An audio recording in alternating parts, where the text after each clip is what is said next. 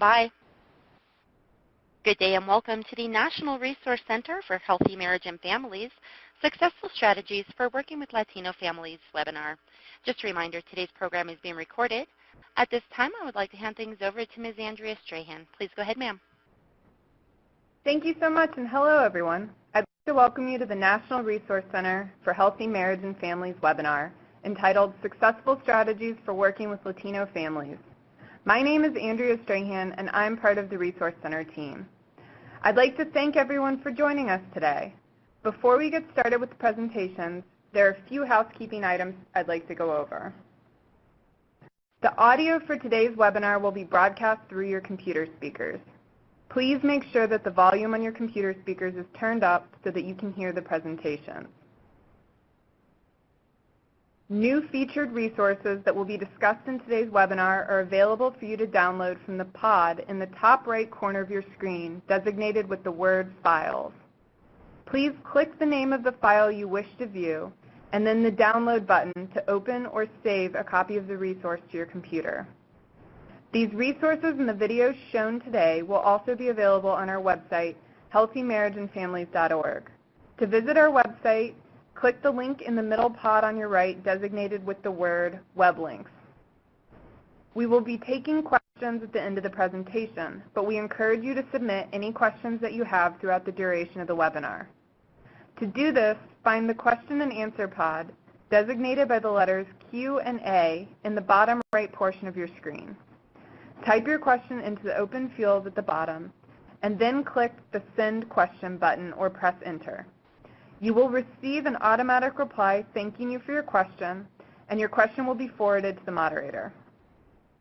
A recording of this presentation, the slides, a transcript, and a question and answer document will be posted to the Past Events archive of our website, healthymarriageandfamilies.org, under the Training, Technical Assistance, and Events tab. Our speakers today are Robin Senezal from the National Resource Center for Healthy Marriage and Families, Alicia Haas, Executive Director of Family Bridges, and Rodrigo Manjarrez from Family Bridges. So with that, I'll go ahead and turn the call over to Robin Senezal, Project Director here at the National Resource Center for Healthy Marriage and Families. Robin? Thanks, Andrea. And also, just for the rest of you, Andrea Strahan is our supporting person handling all the technical components behind the scenes for us today. So thank you, Andrea. So let's talk about today's agenda. We've already had the introductions, and I'm very excited to welcome you today to hear more about our toolkit for working with Latino families. Alicia and her team at Family Bridges not only serve families directly, but have also worked with the Resource Center to develop this toolkit, and we are looking forward to hearing more about it today. We're also going to talk about what is cultural awareness and why is it important when working with Latino families. We're also going to hear strategies for integrating healthy marriage and relationship services. And then I'll come back after we hear from Alicia and Rodrigo, and I'll talk to you more about how the Resource Center can help you in integrating some of this information that you've heard today. And then, as Andrea mentioned, we will open it up for Q&A. So first, I want to just tell you a little bit about the National Resource Center for Healthy Marriage and Families, and then, as I said, I'll come back and talk a little bit more at the end. The Resource Center's mission is to connect healthy marriage, education skills, and safety net services as an integrated approach to strengthening families. The two keys here are healthy marriage education skills and safety net services. We'll talk a little bit more about that as we move along, but right now I want to go ahead and turn it over to Alicia. Thanks, Alicia. Thank you, and good afternoon, everyone. We're really excited to speak about this topic as Family Bridges has been an organization really birthed as a grassroots entity about 7 years ago. And our mission is to promote thriving communities by delivering services to strengthen family relationships while embracing cultural and spiritual values. And our model is pretty simple in the sense that we go where people are at and provide services, promote our vision for strengthening families and thriving communities, and provide different opportunities for growth. And since we go where people are at, that means in the educational arena, we have a plethora of different resources that we go into the schools, including parenting programs and high school programs, family strengthening programs that include everything from family camps, family retreats, and conferences and workshops. and economic development programs, community development with leadership programs. We partner a lot with the faith community, and we also partner with the professional community in terms of businesses. And so our services is to go where individuals are at and meet their needs there. We partner with 14 organizations that provide our services directly. We train them, and they, in turn, go out and deliver services in 8 counties in the Chicagoland region. And so our partners vary widely from libraries to government entities to high schools and universities, again, going where people are at. And today I am joined by Rodrigo Manjarres, who's been, him and his wife, Yolanda, have been leading workshops for Family Bridges for the last several years. Each year they serve a good 150 couples in the community, predominantly Latino couples. And Rodrigo also is a licensed mental health counselor, and so definitely he has a passion for serving couples and helping them. So he's going to be joining us. We have a conversation today about how we can best reach the Latino families that we are serving. And so we're going to go ahead and watch a video before we begin that will really paint, I think, a picture of the constituency that we're trying to serve. No podía lograrlo. Yo traté lo mejor que pude de proteger a mi hermana porque yo ya sabía que las cosas no estaban bien. Yo en un momento pensé que se iban a divorciar y me dolía en el alma porque siempre para mí ellos han sido la vida, mi vida. When you look at your past and you look at, how some of the things that happen in your home could negatively affect your children, that's kind of heartbreaking. When you think, oh man, I probably, messed them up. That's sad. But I was telling Ed, but we still have time. That's the good thing about this, is we have time, because even though they didn't see a lot of positive, we still have a chance to show them. So, I'm really glad about that. I think anybody can benefit from going to a Family Bridges workshop, because none of us is finished growing as a person. We can all do better in our relationships. El único que no se beneficia es la persona que en realidad no da, la persona que cree que no lo necesita. Hasta ahorita no conozco de alguien que me diga que eso no sirve. ¿Cómo que no tienes nada? Espérate tantito y verás. Ajá, mira. Para mí se me habían roto los sueños. Yo le dije, o vamos a buscar ayuda o aquí se acaba todo, porque yo ya no veía solución. Y él decía que no quería ir, que él estaba bien, que la que estaba mal era yo. Y pues después lo convencí y él fue que aceptó. Era realmente torturoso para los dos vivir en la misma casa sin vernos, sin estar trabajando por el mismo propósito en sí. Yo no quería estar con ella, ya en realidad ya habíamos decidido que nos dejábamos. La única razón por la que nosotros fuimos ahí fue porque los dos teníamos en mente el bienestar de nuestros hijos. Thank you for coming out again on this Saturday morning. Sometimes individuals feel that there is a stigma associated with participating in some kind of help service. And being able to have that community support in the group, it provides a sense of, gee, I'm not the only one in this situation, there's other people. A lot of times people think of it in terms of counseling, but the way the program was structured and formatted, it was fun. Come on guys, we gotta get it together. People can go to counseling, they can go to therapy, and they can hear everything that's wrong. But rarely do you go somewhere that you get a perspective on the fact that you can do it and what's right, and it's positive. I was concerned that with all the women there that Mark wouldn't really participate, but he was like the star student there, and they always wanted to know what Mark thought. What do you think, Mark? Our focus is really helping couples to see that where marriage is strong, families are strong. Where families are strong, the community is strong. Ya en un momento en que estuvimos adentro del programa, yo dije gracias, porque empecé a notar el cambio luego en él, y en mí. A partir de ese entonces, ha sido como la luz. El programa de Lazos de Familia nos ayudó en nuestro matrimonio, nos enseñaron cómo debemos de llevar una relación sin gritos, sin insulto, sin maltrato, sin violencia. Mi hijo dice, mami, mi papi ha cambiado mucho. Yo no sé qué le hiciste. No, mi amor, no le hice yo nada. Hemos aprendido, hemos crecido, hemos madurado. Y ahorita el presente ya es algo bonito. Me siento feliz. No se me hacía muy difícil decirle a mi papá que lo quería mucho, porque él nunca me lo decía para atrás. Y el momento en que él me lo dijo, no hay palabras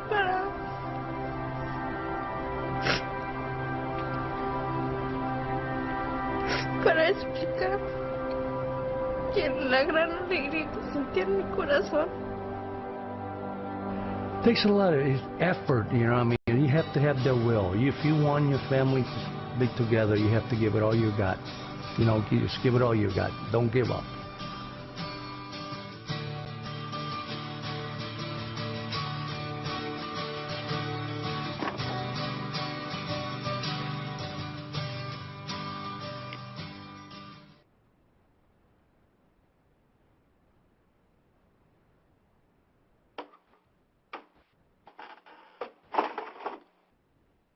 Great. So that video, I think, shows a beautiful picture of the work that we're trying to do with the Latino families and ultimately the impact that it has for generations, for the children, for the community. And so we really are excited about partnering with the National Resource Center in developing this toolkit, this Working with Latino Individuals, Couples, and Families toolkit that is a comprehensive how-to to really just be able to launch different programs that we're trying to serve with the Latino community. And so that's available for download for free. And as was mentioned earlier, you can see in the pod above how to do that. But the purpose of the toolkit was really just to help safety net providers and individuals who are working with the Latino families to increase recruitment and retention in the services that we provide, to really be able to maximize the impact on the Latino families that we serve so that the information we're conveying is relevant and meaningful, to be able to encourage the integration of the healthy marriage components in the delivery of systems. A lot of the providers we work with may not necessarily be doing healthy marriage, and so there's always the question, how does this fit with my program? And so we really try to make an effort to make a case for that and integrate that piece. There's just a lot of values in terms of the Latino culture that is important for us to value and understand. We all know the statistics in terms of the minority group of Latinos and how we're growing exponentially. And so it's just so important to be culturally aware of the different components that make up the Latino family, as well as many other families of color here in the United States. And so when we think about cultural awareness and cultural competence, it's so important to first know who we are as individuals. What are our individual cultural strengths? What do we bring to the table? What are our experiences, and how does that form our worldview? And look then that in contrast to those we serve, and how is their worldview, what are the different cultural components that they bring to the table, so that we can then come together and collaborate and then be able to bridge services that are very meaningful and make sense to those we serve. And so it improves outreach, it improves engagement when we have that cultural awareness. Certainly no one is at a box, a recipe book that is specific to the different components. There's variability, there's individual personality, there's temperament that obviously make that different from person to person. But we want to be able to understand what are some just broad cultural components that we should be aware of, and use that as a measurement or a guide as we go forward and answer different questions and concerns that we have in delivery of services. All of this information that we're going to be sharing, Rodrigo and I, is extremely documented in the Latino Toolkit, so we would definitely encourage you to be able to download that, as you will find that it's very detailed and comprehensive. The toolkit is divided in 4 sections. The first section looks at culture and values. There's a lot of different components in culture and values, and we'll speak about that briefly. It looks at how does immigration and acculturation in the second section impact our services. It looks in the third section at how we engage and retain Latino families in the services and programs that we serve, answer some questions about retention, nutrition, marketing, and all of that good stuff to make sure that folks really attend and maximize the services that we're trying to reach to them. And then how do we integrate healthy marriage and relationship education in existing programs that we may already have lined up. So definitely would encourage you to download that and look through that. So today we're going to spend, Rodrigo and I are going to spend some time looking at the dynamics of Latino marriages and fatherhood.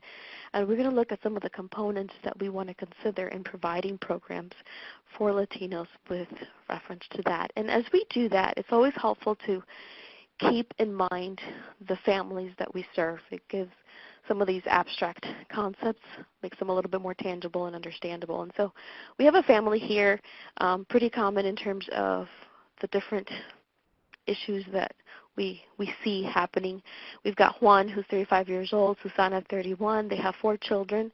One passed away. They have a 10, a 9, and a 3-year-old. And Susana has 3 sisters. They all live in Mexico, and her mother, who's 67, and her father passed away. Juan, who's 35, his parents passed away. And so Susana learns that her mother recently became legally blind due to diabetes, which means she's got that additional stress. She's working, she's sending funds back home to try to support the family. And Juan lost his job about 7 months ago, so they have a lot of financial problems. And because of that, he's just still feeling a little bit depressed, is not feeling as motivated, and you see that Susana complains because there's too much TV watching and disapproves. So this family comes to service help because they get a call from their school social worker talking about their 10-year-old son is having a lot of academic problems at school. So usually we end up seeing all the dynamics that play out in the family because of a concern of the children. So as we speak about the different cultural components, we're going to look and refer a lot to this case to give it some context. So when we're looking at Latino marriages, these are some core issues that would be important for us to keep in mind. And that's acculturation. And when we speak about acculturation, we are talking about an individual's adaptability as they come to the United States. How is it that they assimilate to the United States? And there's different stages of acculturation, and different individuals acculturate at different rates.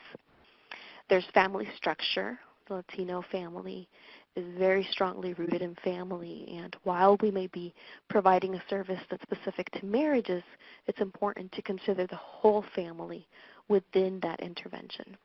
There's also gender issues that are very clearly delineated, and there's some interesting research about that, and so we'll speak about that. And there's the attitudes about marriage. What are the attitudes that individuals have about marriage, cohabitation, and fatherhood? And so when we look specifically at acculturation, there's 2 models I'd like for everyone to keep in mind. There's one model that says that as immigrants come to the United States, we basically incorporate beliefs and practices of the dominant society, the North American society, and those beliefs and practices influence the host society, and so we perpetually influence each other. And so it's you go to different neighborhoods, and now you've got, North Americans eating tacos and vice versa eating. So everybody is there's an influence of each other, of those values.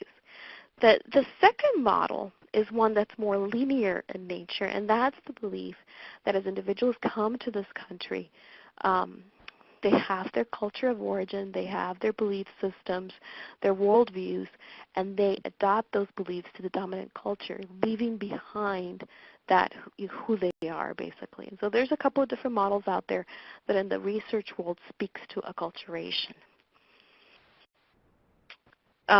So that's the linear one, and then we've got the reciprocal model.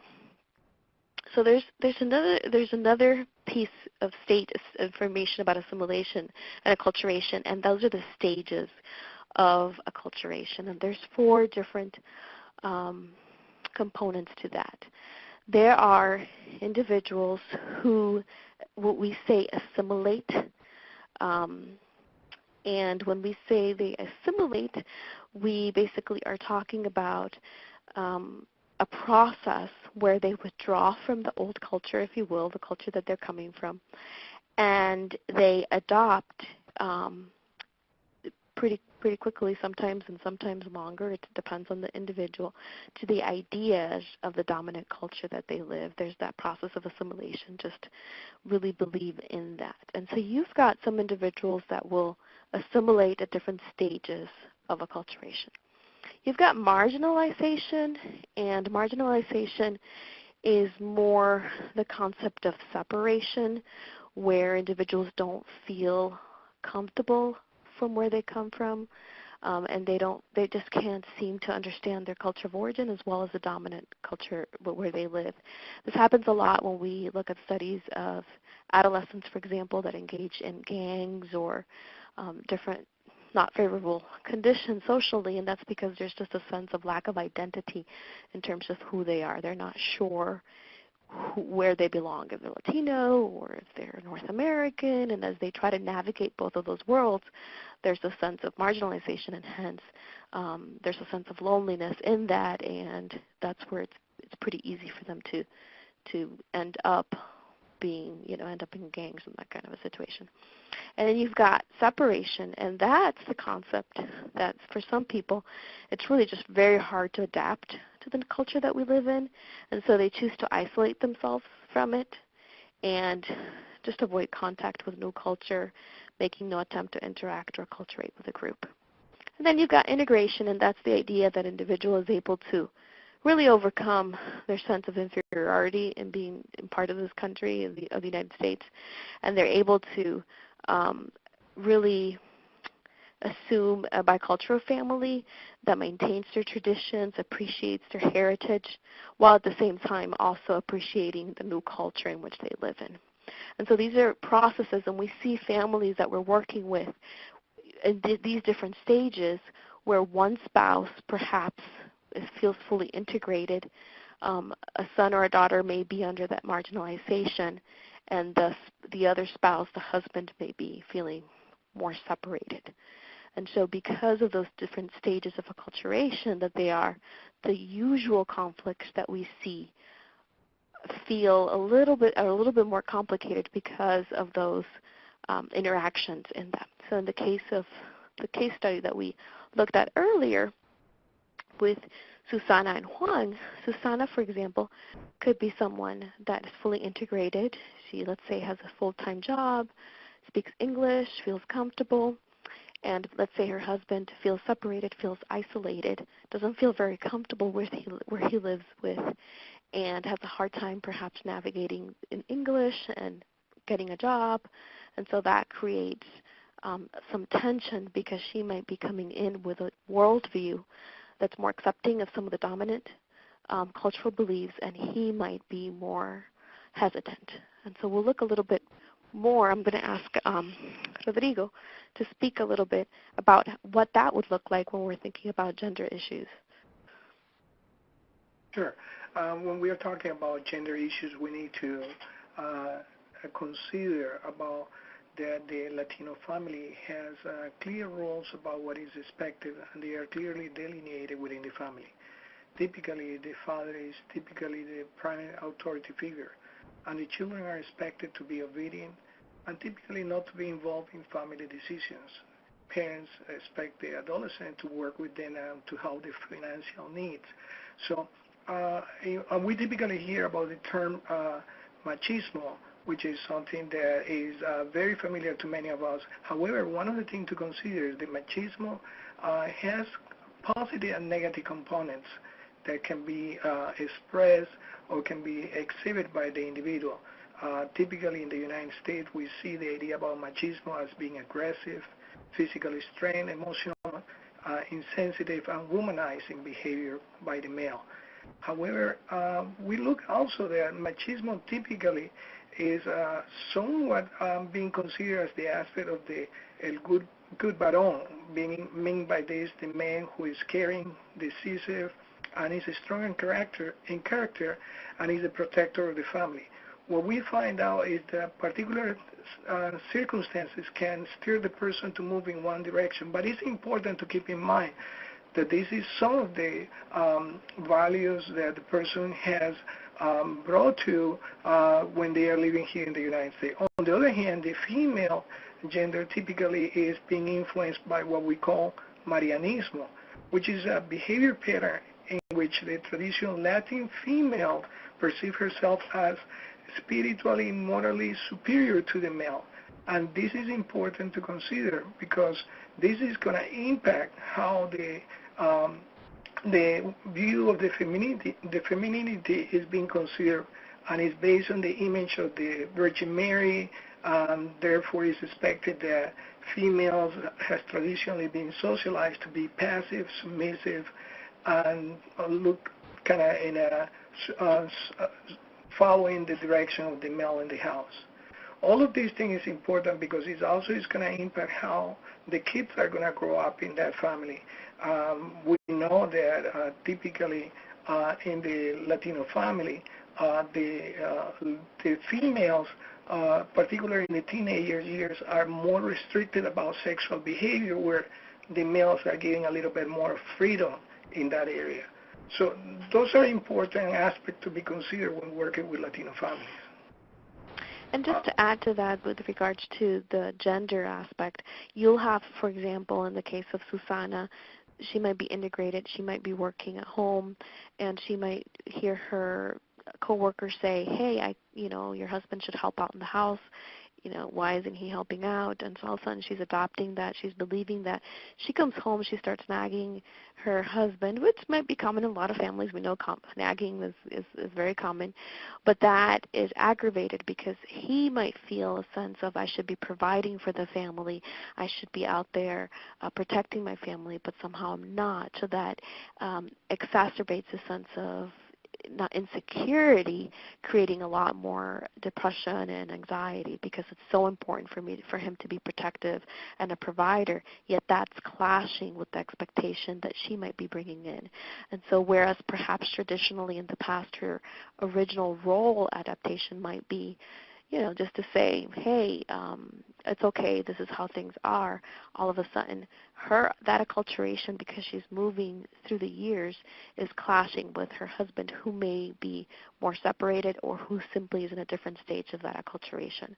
So as we look at the different concerns that we're having as we're addressing different programs, it's important to, just as we unpacked this case study, to look at how is it that this acculturation, the family, the children, the couple, the different people in the family are adapting or assimilating to the United States, and how is it that as they each are in different stages, they're interacting, and how is that impacting this decision or this problem that we have.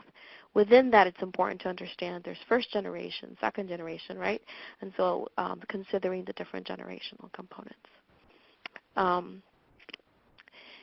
So we're going to go ahead and move on just to make sure we have enough time to cover all the components, but we're going to go ahead and look at core cultural beliefs.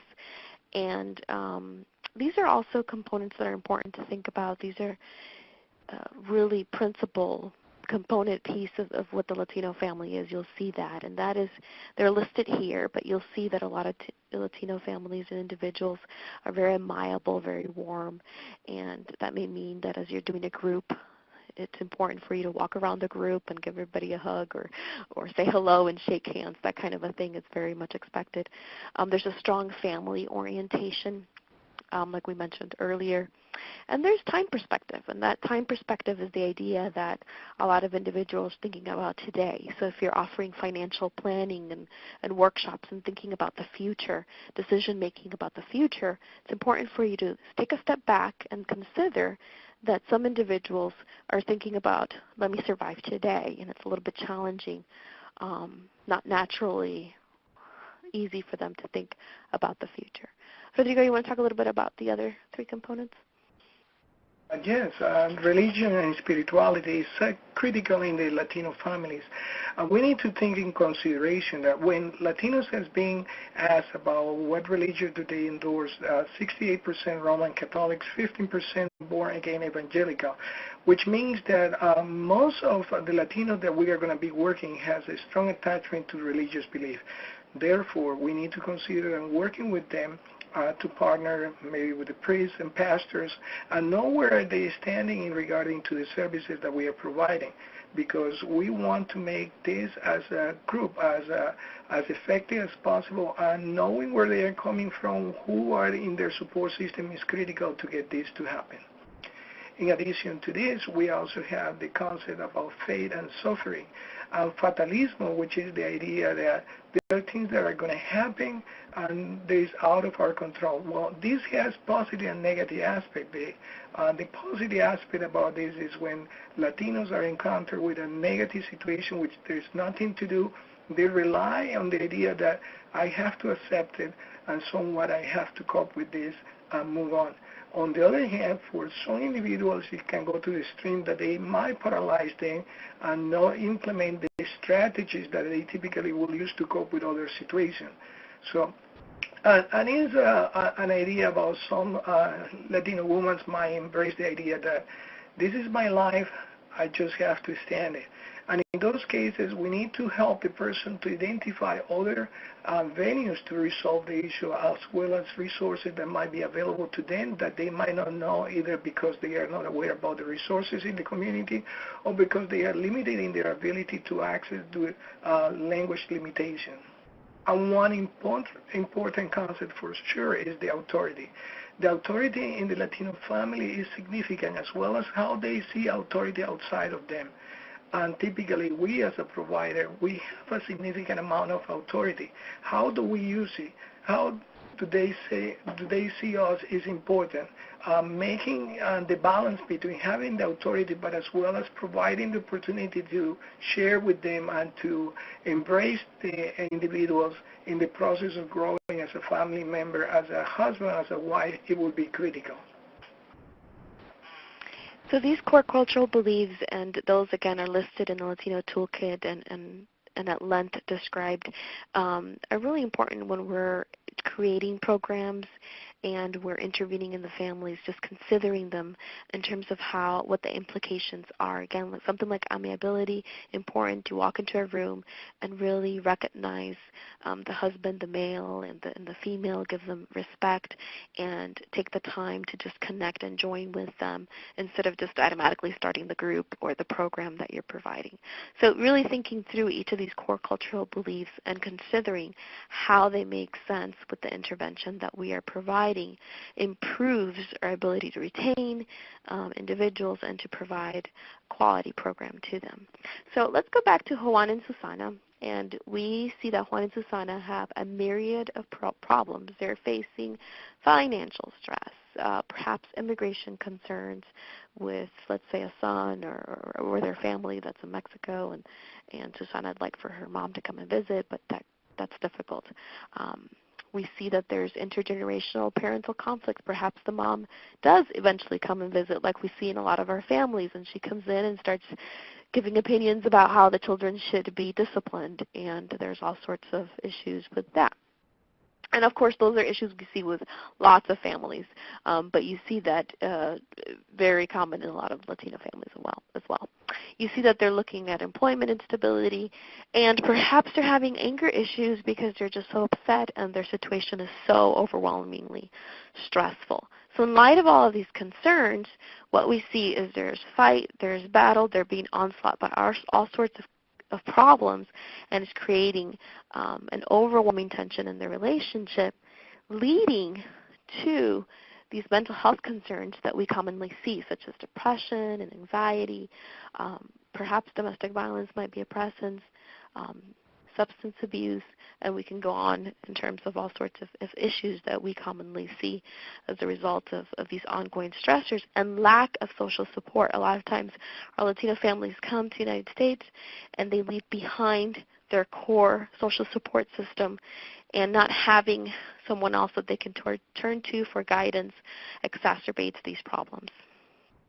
And so we see that there are all sorts of acculturation and conflict stress. These are just normal things that we see in all couples that we serve.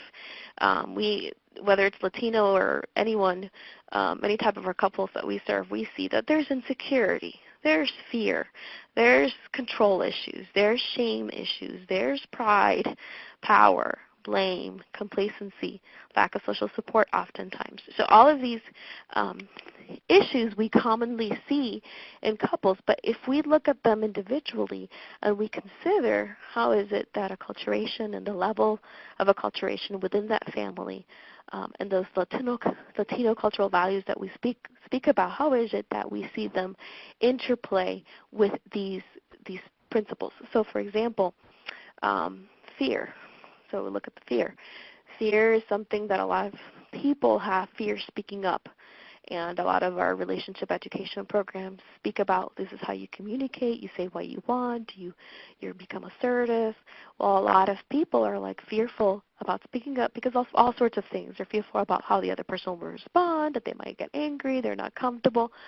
Yet we know that here in North America, we tend to be a little bit more assertive, and using iMessages is something that's clearly communicated.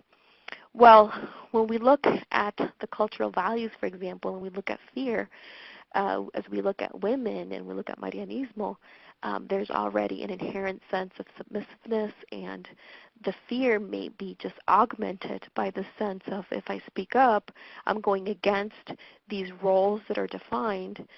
If I say I need something, there's the fear that I am being selfish and that I'm not necessarily looking out for the well-being of the family. So as you're looking at each of these components that are very common in family and in conflict, these components, these issues can be integrated with these cultural values and thought through as we provide an intervention that makes sense. Rodrigo, would you like to give another example? Yes, I think one another value that is important to consider is like the machismo. And many individuals, when they feel like they have to protect their family, when they are in need to get help for their family, they feel like I won't do that. It would be embarrassing to me if I show up for these type of services. So what happens is that they limit themselves accessing services that might be available to them. So that is also tap into the insecurity of the individual. However, to save face, they will state the idea, everything is in my family, everything is fine. And that can be a challenge for us to provide services.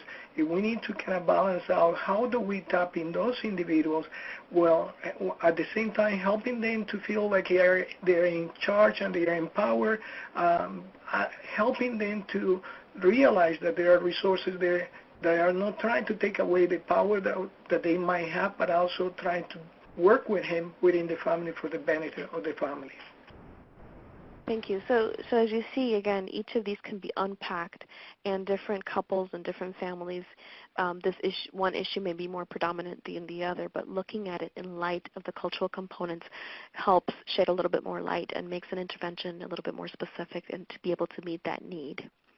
And so if we don't have any help and we don't do that, the risk is that this couple will either separate emotionally or separate physically, as it's the common case. And so we see couples that have limited access to several different resources, including, like we just mentioned, stigma and fear. A lot of men, we know, sometimes don't necessarily want to call because there's that pride. If I call and I try to ask for help, that might be a sense of weakness. And so what we do is we want to make sure we're respectful, and we actually sometimes call the men and ask to speak to them. Or if we're providing a resource, we try to give that resource first to the man and just give them that respect, that authority that just respects that family structure. Transportation are concerns that we understand are real and legitimate. Language, being able to offer programs in that primary language. Child care, we notice a lot that our programs, when we offer child program that is quality-based and that they feel that their children are being taken care of, that increases those access to services. Obviously, lack of insurance, perceptions of being disrespected. And if the programs are not relevant, if we are talking to a Latino family and we're giving an example of someone from Ireland, I mean, that's not going to be, or from a different reality from what they are living, that's going to be difficult for them to connect to, and then they may not follow up.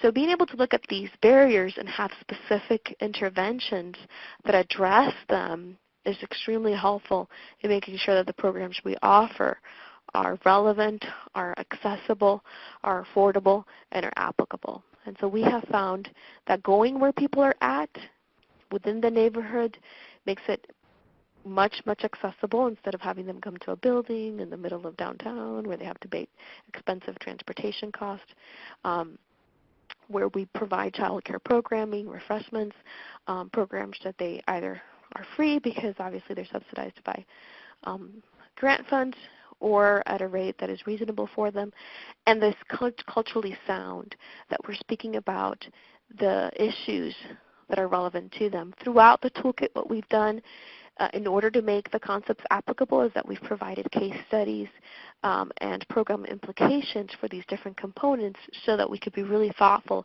about the issues that are happening in the community.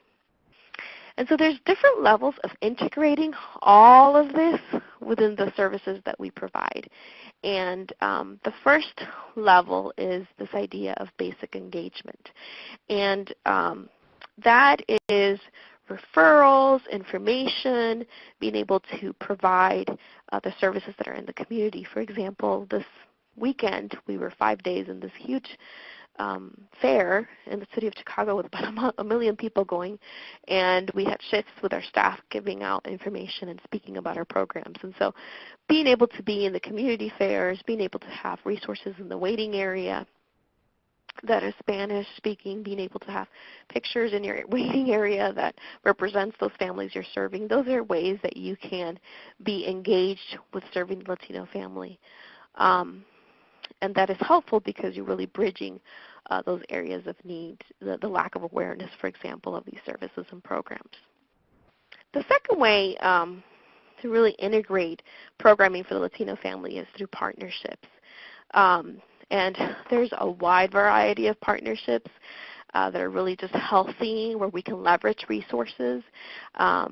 One example, for example, was a few months ago, we did a conference with a school district, School District 300 here in the Chicagoland area.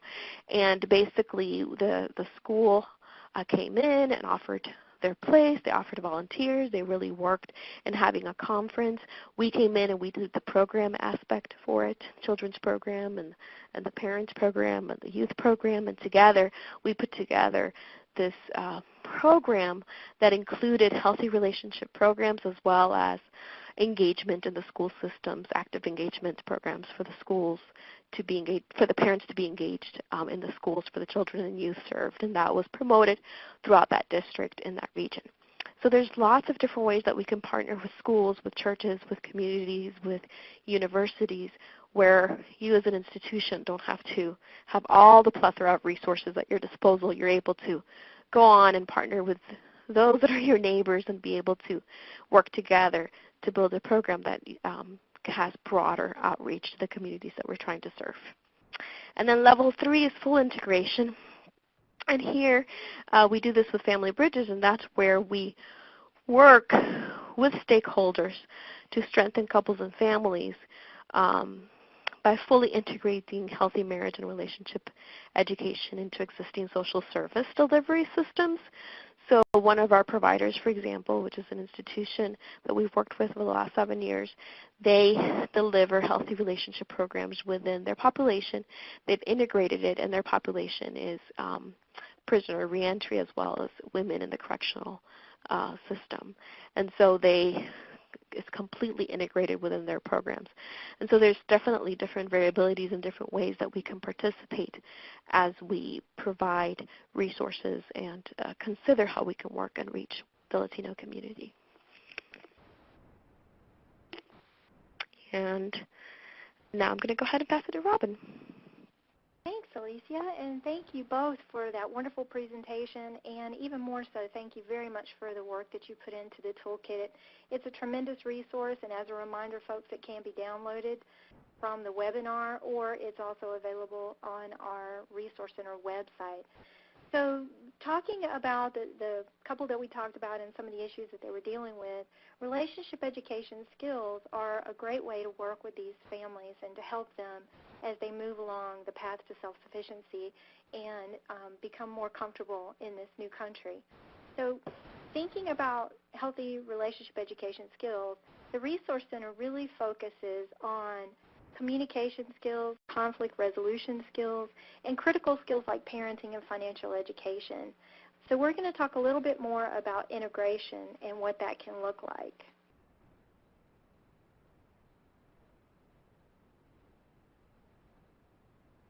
So here's an example of integration, and I use Head Start because it's really simple, because they actually can integrate based on all of the levels that we heard Alicia talk about. When you think about a Head Start organization, they have the opportunity to do basic engagement. They have waiting rooms, and they can create family resource spaces where they might have handouts for parents on various tips related to healthy relationship skills, or they may have brochures about resources in their communities.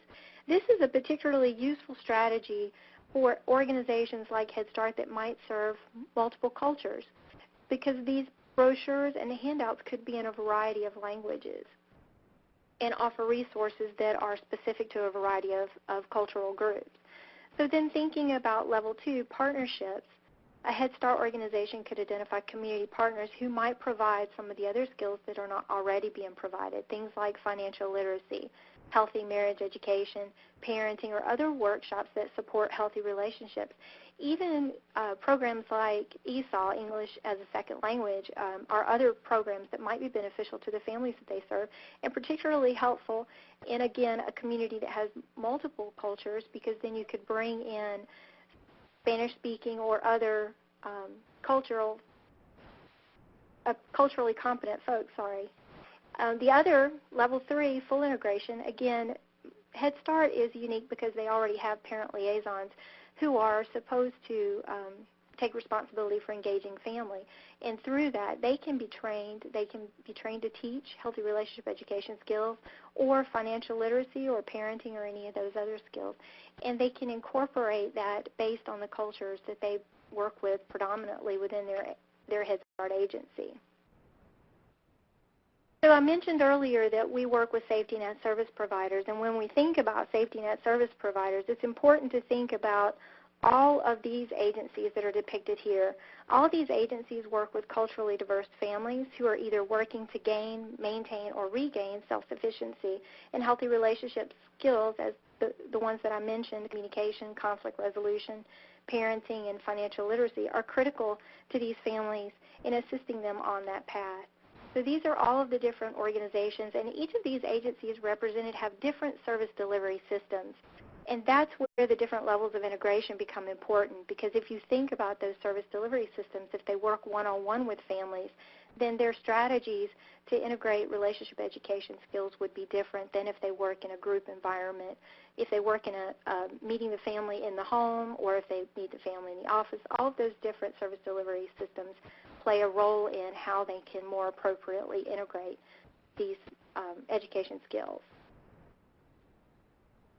So what does the Resource Center offer? Well, as you heard, we have the Latino Toolkit, which is fabulous. It's become one of our most popular resources. But we also have some other resources that would be helpful to you, particularly working with culturally diverse populations. One of the tip sheets that we offer, Cultural Collisions, talks about how the power balance in families can be upset when the children acculturate faster than their parents do, and children become the translator for the family. So we offer a lot of different resources like that, as well as some resources that are common across various cultures. One of the interesting things that I heard recently in a presentation by a variety of programs who work with culturally diverse populations is they talked about the key ingredients within each of their programs. Food was number one. Everybody likes food. The food may vary from culture to culture, but food is still key in terms of recruiting and retaining and getting folks to participate in the programs. The other thing that I thought was most important is that people don't really care what you know until they know that you care, and that really is across all the cultures. So one of the challenges is making sure that you're coming across as genuine and concerned about the individuals and whatever issues are specific to them and their families and what's important to them. And I think that's one of the areas that understanding the cultural nuances is so important. So the Resource Center offers research that supports and promotes the integration of healthy marriage and relationship education skills, tips and tools that you can use and share with the families that you serve, and we also provide training and technical assistance to support you in whatever efforts that you would like to do to implement and integrate healthy relationship education skills into the programs that you have. Behind the Resource Center is a tremendous amount of expertise. We do have a fabulous website, and you're going to see a little video in just a minute that tells you a little bit more about what all is available through the Resource Center. But I just want you to know that behind the scenes, we have a wealth of expertise and experience that can support you in the work that you're trying to do. So with that, I'm going to turn it over to Andrea for the video. And this is just going to be a short video that tells you all about the Resource Center.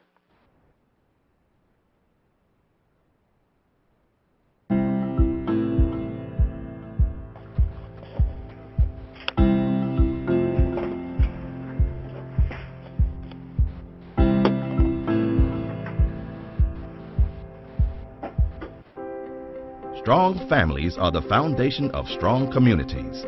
Yet many families you serve struggle to achieve self-sufficiency, and as service providers, you struggle to support them within traditional safety net service delivery systems. The National Resource Center for Healthy Marriage and Families works with federal, state, tribal, and local government agencies to promote the value of healthy marriage and relationship education skills. We encourage their integration into safety net service delivery systems as a holistic approach to strengthening the families you serve. We offer a virtual resource center available 24 hours a day that is user-friendly and easy to navigate. The website also includes success stories and a calendar of upcoming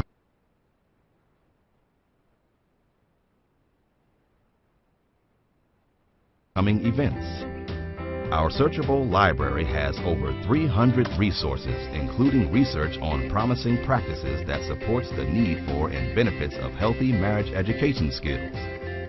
The library also includes stakeholder-specific products developed by experts in the field like tip sheets, fact sheets, and research to practice briefs. Visit our virtual training center to learn more about free training and technical assistance, including webinars and in-person and online training opportunities. If you can't find what you are looking for, we have a call center that is staffed Monday through Friday so you can speak to a live person. Healthy marriage and relationship education include interpersonal skills like communication and conflict resolution, as well as critical skills like parenting and financial literacy. These skills serve as the cornerstone for strong families. For more information on healthy marriage education skills, visit www.healthymarriageandfamilies.org, info@healthymarriageandfamilies.org, 1-866-916-4672.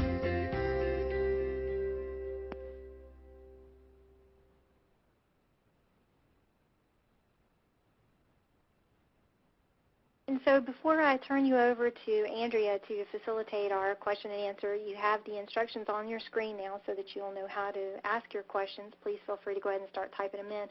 I want to once again thank our presenters and thank you all for joining us today. I also want to mention, please take advantage of the resources on the website, but also that we will be at the Child Support Conference in Baltimore the first week of August, and we'll also be at the NARMI Conference in California the last week of August. So if you happen to be at either of those conferences, please stop by and visit with us. And with that, I will turn it over to Andrea. Thanks, Robin, and I'd like to once again thank all of our presenters today for their wonderful presentations. At this time, we are going to transition to our question and answer period. We've had a few great questions submitted, and I'm about to start posing them to our presenters, but I'd like to encourage everyone to feel free to continue to submit your questions using the question and answer function on your screen. So our first question, Alicia, is going to be for you. And it is from Randolph, Portugal. And he says, El Centro of Catholic Charities is trying to engage our Latino community to do healthy marriages. However, not a lot of people seem to want to participate. Through our grant, we provide transportation, babysitting, food, and also a $50 check for completing the program, yet they still do not want to come. All they request is ESL and immigration consultation, which we do offer. However, how do we get them to engage fully and want to participate in the program? Thank you for that question. I know that one of the things that we do is we partner with institutions that are trusted within the community. And so working with, is it, the long-standing church down the street that really has a close connection to the families engaged, or the Head Start, or the different partners within the community, and working with them to engage the families. That's one aspect of what we do. The second piece is that connection, that initial connection where we have individuals that are intake at the beginning that are Spanish speaking, that engage the individuals and the couples we serve, as well as the facilitators being able to be facilitators that speak the language, that really understand what's happening with the community, and there's that strong sense of connection. And so individuals seem to then want to attend. So again, partnering with trusted institutions is one thing. Having bicultural staff that both facilitate and serve as the initial intake is really helpful. And then the third piece is we have a lot of videos and testimonials. You can feel free to go to our YouTube page through a Family Bridges website that's up there on the pod on the website. FamilyBridgesChicago.org, and there's a plethora of different types of videos like that we often use as an intro whenever we have an orientation opportunity to speak, maybe for an hour, half an hour, 15 minutes, whatever the opportunity in the community is. And sometimes we'll use that as a bridge in terms of making the case of why this is important. Rodrigo, I don't know if you want to add anything to that question. I think it talks about the fact that we use in the Latino families, the personalismo. I think being able to be there at the office, so if somebody goes to Catholic Charities there and they talk to someone there and they receive a flyer, the personalismo factor has not been tapped into. So I typically, what I will try to do when I partner with any organization, I will say, is anytime that different people come as a group, and when they come to group, would you welcome me to attend to the program? So, and doing that, I can present or to do a presentation about what it could be the program for them, what it will be the benefits, and people are more willing to embrace it that way. That might be my suggestion.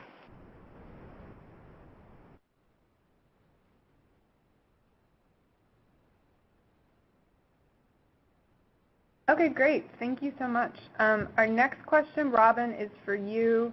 And it is, do you have a curriculum on healthy marriages and associated topics? And that's from Keisha Connor. Do we have a curriculum? On healthy marriages and associated topics.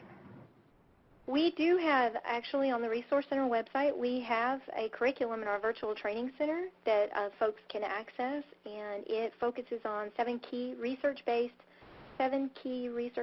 concepts of healthy relationships, and also includes some conversation starters, activities, and informational handouts that can be used with families directly.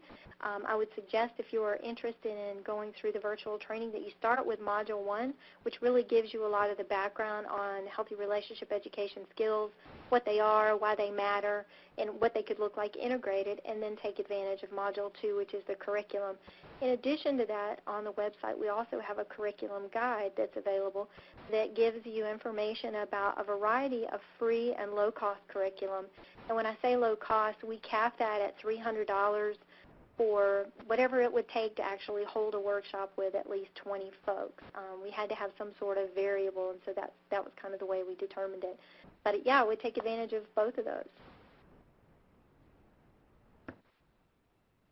Great. Thank you, Robin. Our next question is for Alicia, and it's from Joel Gomez Basillo. And the question is your organization Chicago-based only, or do you have a presence in other parts of the United States? So that's a great question. Our program here in Chicago has long, deep roots. We've been here for a while, and it's quite wide, and we are just in the process of scaling some of those programs in some of the other states. We have programs or resources that obviously can be scaled or used in any center. For example, we have mini workshops available via apps, and so if people go to our website, the link is there in the second pod under it says web links to, and there's the link. And so that makes it accessible anywhere, because obviously with mobile technology, people can download that anywhere, and that's available. We've got content in Spanish and content in English, as well as a resource manual for couples that's available in Spanish. And so we're just bridging some programs that we're working with some organizations in other states, but the wide breadth of programs are here in the Chicago area. Great, thank you. And our next question will be for you as well. It's from Balvina Balistrieri, and it is that we are located in Minnesota and have an established, well-organized program for parents, but we're missing out on male participation. Any ideas how to reach out to males? Yeah, I think that's great that there's a program down there, and one of the things that we do is we call the men. So speaking to the men when we invite them is really important for our workshops to do that. Rodrigo, do you want to add a little bit more? Because I know you do a lot of outreach with families and couples with men. Sure. I think I have seen that happening in many organizations across my years working here in the United States. And one of the things that I would suggest is, in addition to make it kind of open to the males to attend, it also will benefit by having facilitators who are males who will encourage the other males to attend. I have seen that when there is a male facilitator that goes into the community with male and female, it opens the door for this is not something about females that is important for females. So I think organizations need to consider strongly about when they are tapping into the community, males and female, kind of model that by having facilitators, male and female, engaging the people to attend. That will be my suggestion. Yeah, one of the things that we do, again, is we make a lot of phone calls and a lot of outreach, and we make that outreach, we make a really strong effort to not just speak to the female of the household, but to the male, and that personal invitation is a sign of respect and often goes a long way.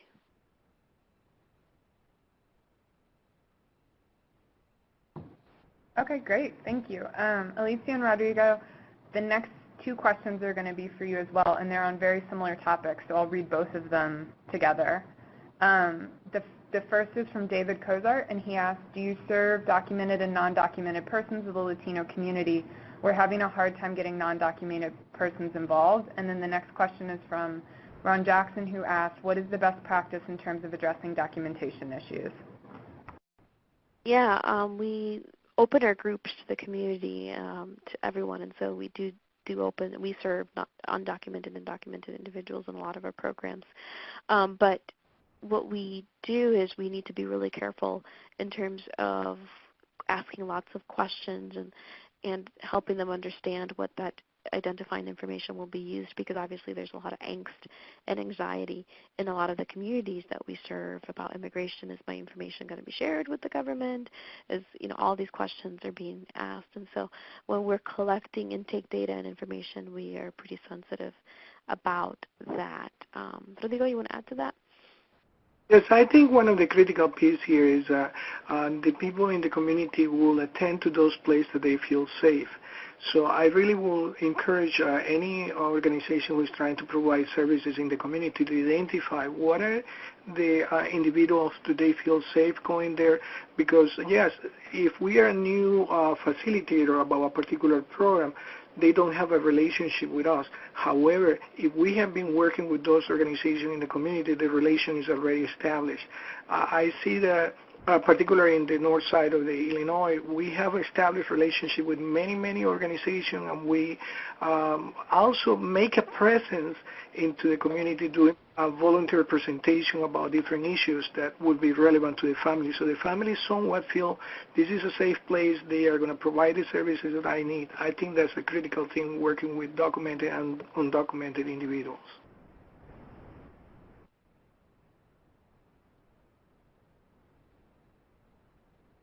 Okay, thank you. Our next question, Alicia, is for you, and it's, do you have, it's from Catherine Emanuel, and she asked, do you have any materials for same-sex Latina or Latino couples and families?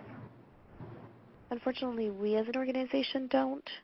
I do know of other marriage, relationship, and education organizations nationally that have been working towards that. I know the Gottman Institute has been working on that.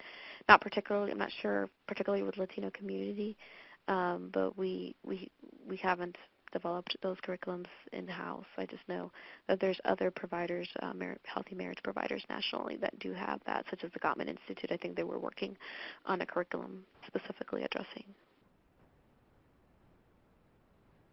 Okay, thank you. And then Robin, this next one is for you again. It's asking, can you recommend any evidence-based practice curriculums such as nurturing parents?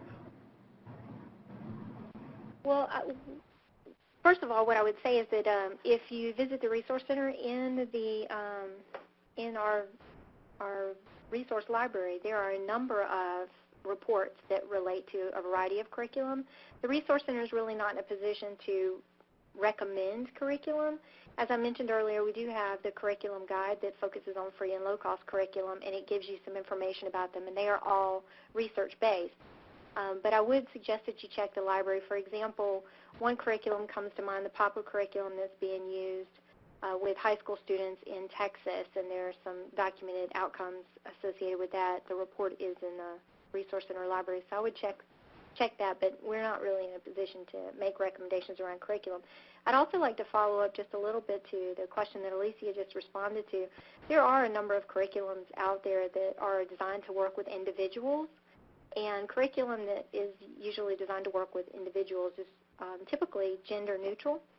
And so for those who are concerned about working with same-sex couples, I would consider looking at some of the curriculum that is designed to work with individuals and consider how that might be helpful as a starting point until the field catches up with this new direction.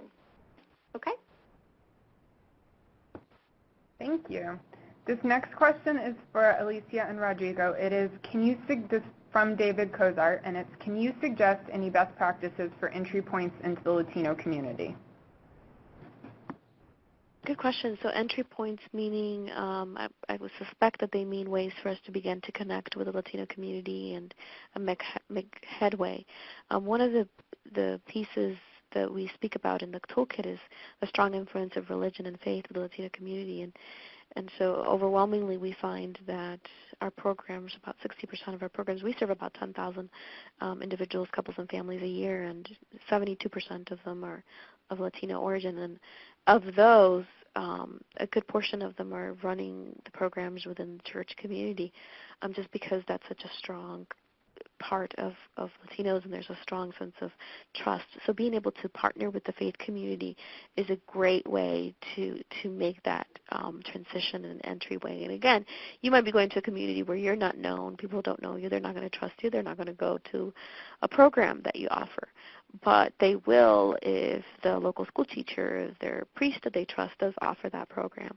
And so we've been able to offer our non-faith-based programs in faith-based institutions, and that seems to be an effective entryway. The other thing is we're constantly doing radio programs and out with the media outlets for the Latino constituency, but also in things like health fairs, parent open houses in schools, just all the health fairs out there, the community fairs, those kinds of things where we're out there just really trying to bring awareness of our programs and connect. Of course, at those when we're out there, we definitely need to have volunteers and individuals that speak the language, that have gone to the programs, so that sense of connection occurs, and then people actually follow up with those referrals that we provide. So I don't know, Rodrigo, if you want to add a little bit more to that, but. Well, one of the things that I have found that is very effective is trying to identify what organizations are in the community. For example, we are part of what we call best organization in the Lake County area, as well as the Coalición of Latinos Unidos of Lake County. And as being part of that, we typically volunteer to do presentation about different issues. So when we are looking for places to go, we already have a relationship with them, and they are more than welcome to accept us. So I would say identify what are the community agencies in the community, and ask them in which way we can be supportive without even presenting the program. Eventually, when you need to present the program, that will be the best way to do it. Thank you.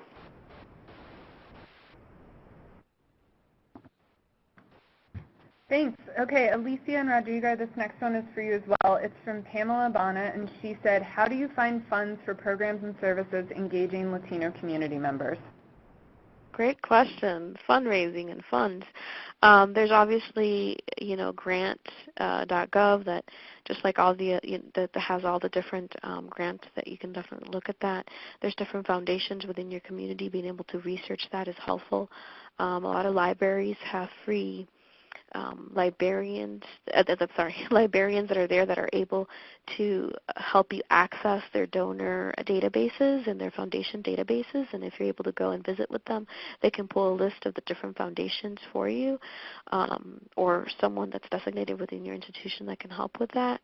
So there's definitely different strategies, and more, a lot of the RFPs that are released for proposals are asking for diversity of services to be included within the constituency that is being served.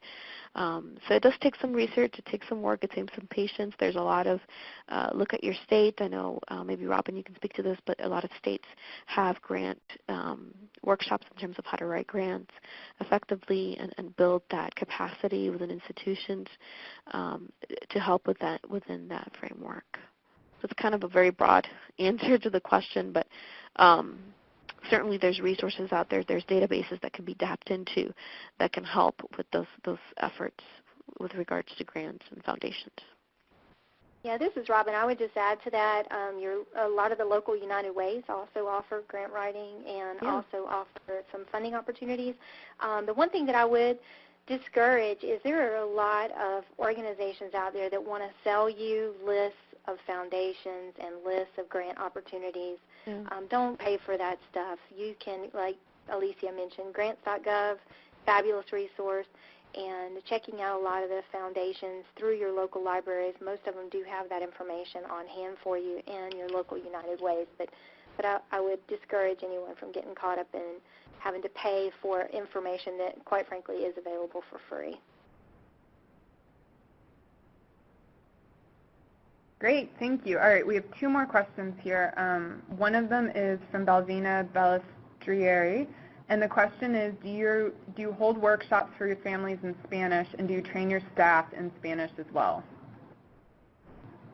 Yes, certainly we do that. We try to actually match the culture of the community that we're going to with facilitators that tend to be bilingual, just because we have that's our biggest constituency, and it just makes a lot more sense for us to have, instead of using translators and things like that, just makes it a little bit more cumbersome. So our facilitators that are delivering programs to the Latino community are Spanish-speaking and bicultural and completely understand, so it's easier for them to adapt the content and speak to all these values that we are speaking out with the curriculum pieces. So that's a huge part of what we do. Rodrigo, I know that you lead a lot of groups, so.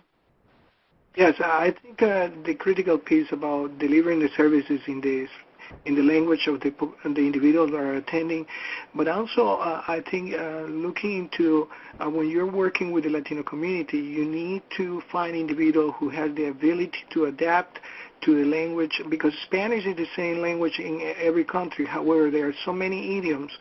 So be aware that whoever is going to be taking the lead to go into the community need to identify to who I am delivering this. Is more Puerto Rican community, a Mexican community, a South American community, because it would be much better if you can tap into examples that directly touch their life. But yes, the training being in the Spanish language is the most effective way to deliver to the Latino community.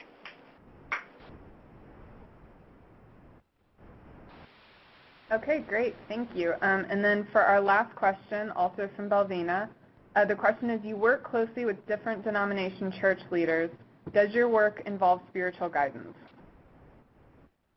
Thank you for your question. With our grant-based information, we stick to our evidence-based curriculum, and it's specific to your skills.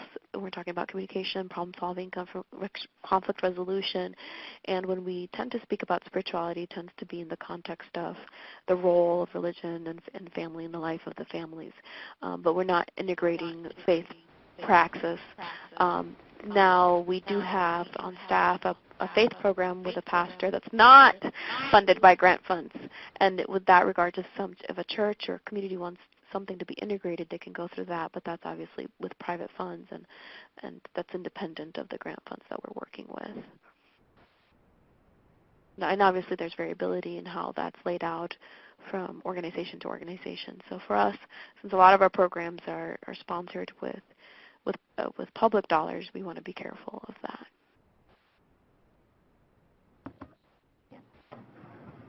All right. Well, thank you so much. Thank you again to Alicia and Rodrigo and Robin for your presentations today. I want to remind everyone on the webinar that a recording of this presentation, the slides, a transcript, and a question and answer document will be posted to the past events archive of our website, which is healthymarriageandfamilies.org, under the Training and Technical Assistance and Events tab. Right now, a feedback survey should be opening up in your browser. And we'd like to ask you to take just a few moments to fill out this brief evaluation. And as a reminder, all of your responses are anonymous, and this is really just to help us plan our future webinars and make them more useful for you. So again, I'd like to thank everyone for joining, and have a great afternoon. Again, ladies and gentlemen, that does conclude today's program. Thank you for your participation.